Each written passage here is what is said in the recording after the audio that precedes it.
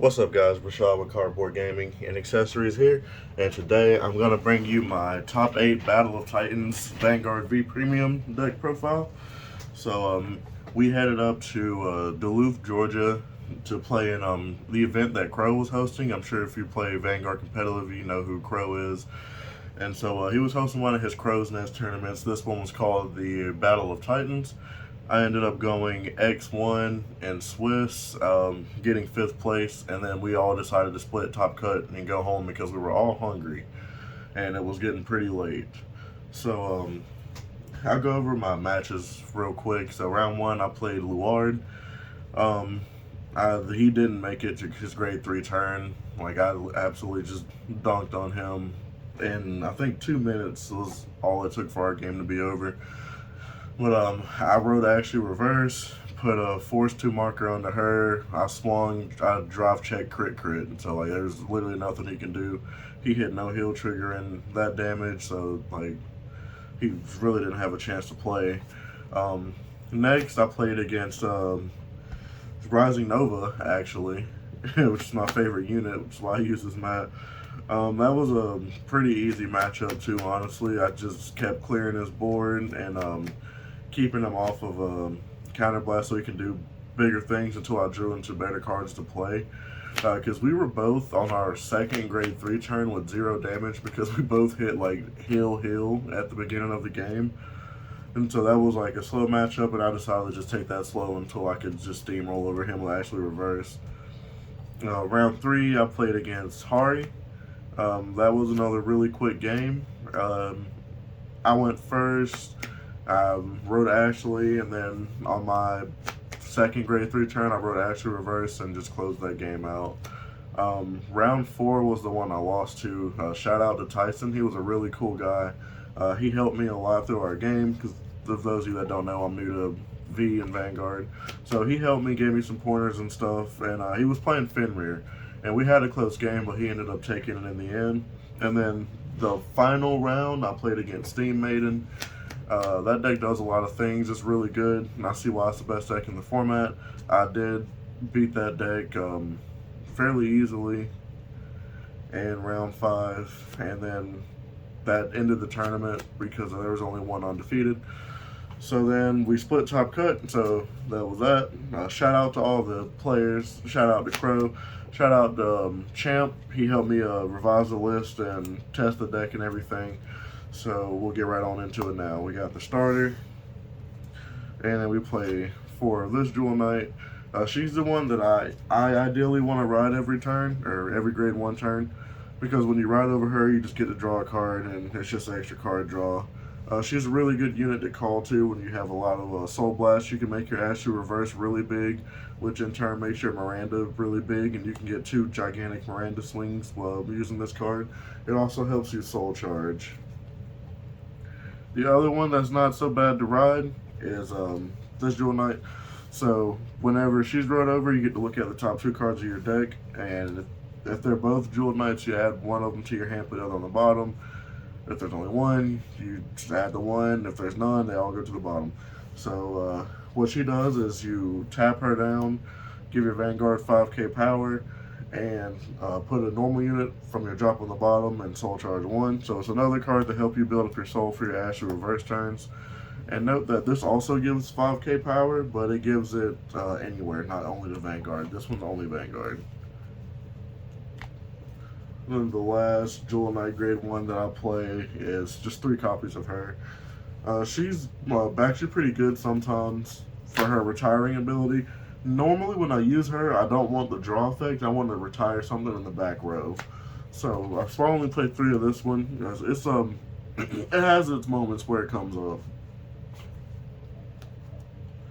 And that was all the Jewel Knights that I played. And then the last grade 1 that I play is Sisyphus to help me dig for Ashley reverse. Honestly, it was like the only thing I wanted.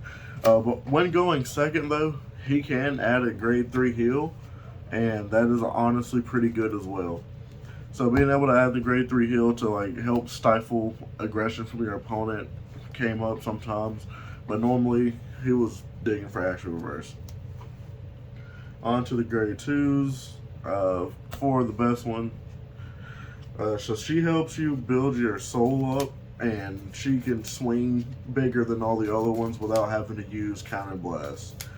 So when she attacks, you put 2 normal units from your drop to the bottom of your deck, and then you soul charge 1, she gains 5k.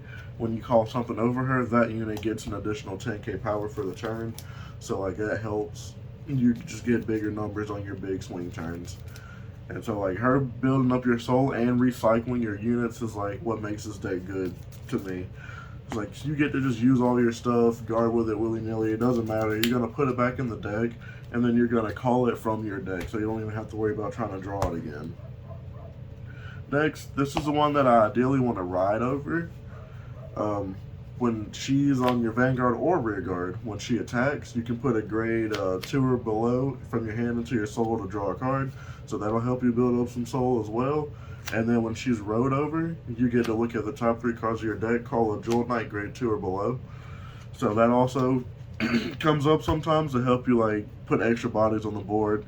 She's not bad. I like her on the Vanguard circle, and because I do not like riding over this one. I'd rather have them access to all of them when I need them.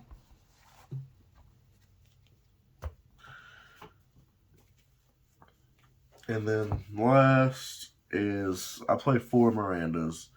So what Miranda does is when she attacks, you can counterblast 1, and her power becomes the same power as your Vanguard. So as you know, with Ashley Reverse, that can be a gigantic number. So you can swing her with like a giant number.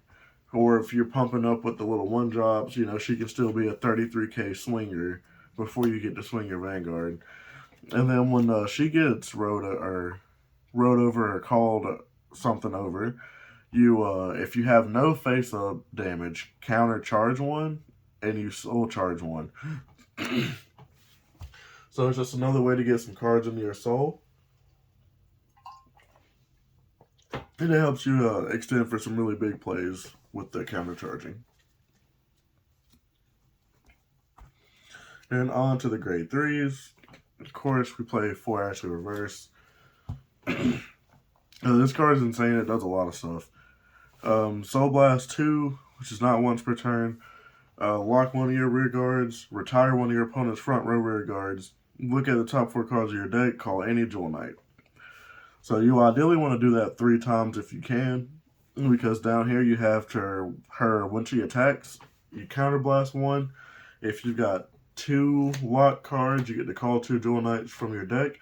If you've got 3, your opponent can't guard her attack with Sentinels, and she gains 10k power for each locked one. So if you've like built your turn up right with your grade 1 boosters, you'll be swinging her like upwards in the numbers of like 63, 70k, you know, just depending on how many of those you were able to get off. And then they can't guard her with a Sentinel, so they've got to come off of like 70k worth of shields basically. And she's got to have an additional crit because you're going to throw the Force 2 marker under her when you play her. And then when we get to our next grade 3, you can possibly be doing 3 damage in one go. So just make sure a big number. She keeps that power for the turn, which is what's important for Miranda. Because when you do her effect, you call out a Miranda, and then you swing the Miranda next, and the Miranda copies her power. So then you've got 2 like really big swings that turn.